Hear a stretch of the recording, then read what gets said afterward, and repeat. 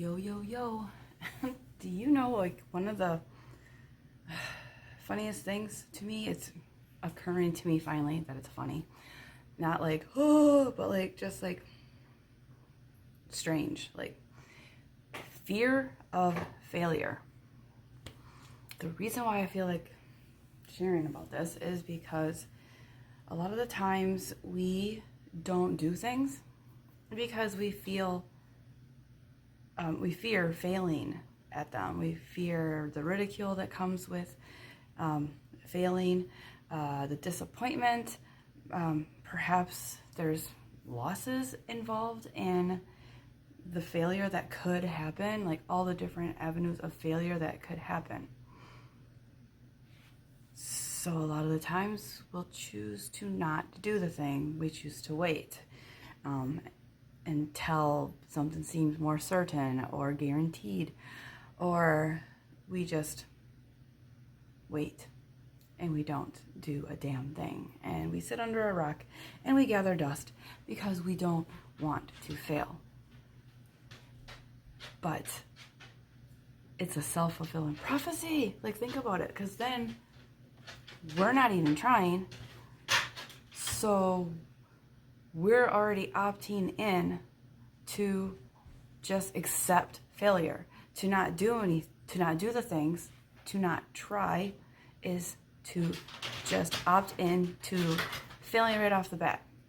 You know what? I'm not going to put in any effort. I'm just going to fail. But anybody that's successful that we see, where we're like, oh wow, look at all the amazing things they've got going for themselves. They didn't get that by sitting there saying, I opt in to fail and not try.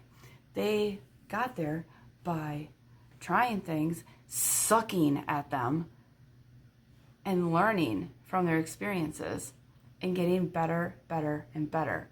Just like a toddler learning to walk. They just kept trying. They didn't say, wow, I really sucked at that. Well, might as well not try to do that because I suck. They kept learning, and guess what? We are all that toddler. We've all learned to walk and run. Some people take it even further. They're gymnastics. They can do crazy parkour things. They can, like acrobats, all the things. Imagine if all of these pro athletes had decided they suck at walking and they shouldn't even bother trying. Imagine that football game with everybody just crawling on their hands and knees. What? But we opt in to the thing we're trying to avoid. How does that happen? How do we pull that? That is the wonderful intricacies of our brains. Our brains want to keep us safe. Doing something new is considered scary. And we feel all the feels in our bodies when we imagine attempting this thing, and all of the dangers that could happen if it doesn't work out how we want, if we don't fall straight flat on target. And guess what? A lot of the times, I've been learning through life, a lot of the times the target that we were aiming for, when we fall short or off to the side of it or past it or something, when we don't hit it straight on, a lot of the times we learn that possibly that target wasn't actually the thing we wanted. There was something like adjacent to it. Or maybe that wasn't really the thing at all.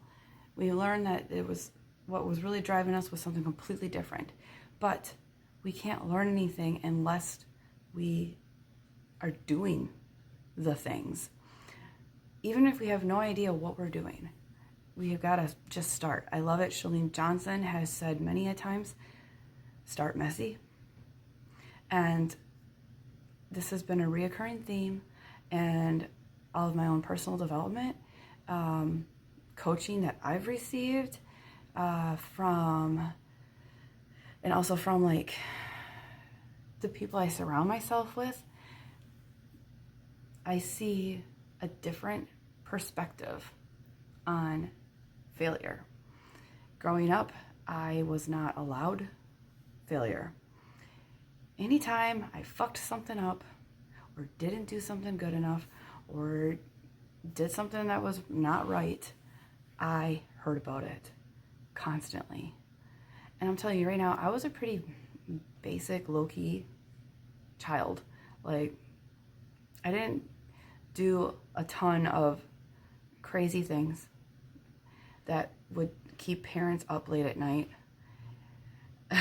Yet somehow, I barely ever heard about all the good stuff that I was doing, or the appreciation for just doing the good thing. I only heard about my fuck-ups relentlessly. I would be punished for things I hadn't even done, things that my older sister had done. I would be punished that I must obviously be doing the same things because my sister did them. It was a very strict upbringing. It was rough, for me.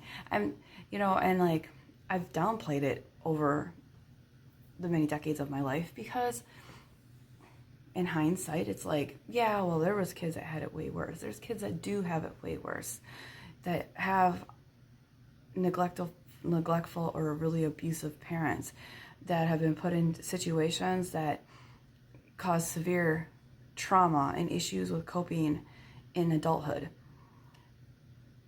But that doesn't mean that I need to downplay the things that I took on as stories for myself before I had the conscious ability to choose those stories for myself. And one of them was, you can't make failures. And you don't really spend a lot of time celebrating all the good things going on because you need to focus on what's next. And don't take too many chances because you could fail and you're going to hear about it. And failure basically was like one of the worst things in the world for me growing up. Like, you needed to avoid it at all costs. And what a ball and chain that has been for me throughout my life that I never realized I was carrying around with me. What a weight on my shoulders that I was carrying with me, because we cannot learn without failing. If you are not failing, then you are not trying. So, how mind-blowing for me to realize that for 4 decades, I was trying to avoid failure by failing. By just opting in to just fail right off the bat. Just be like, yep, all these, like, it's like I have this whole questionnaire in front of me, but right off the top, I'm just like, no, let's not do all that because I could fail. Let's not. Let's just sit here and wonder why we're dissatisfied with life. Like, what the hell?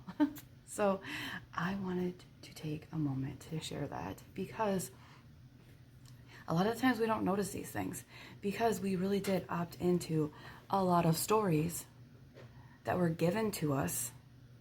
We were taught to believe these beliefs and these thoughts and these stories about ourselves and the way the world works and the way we work with the world. But is that necessarily true?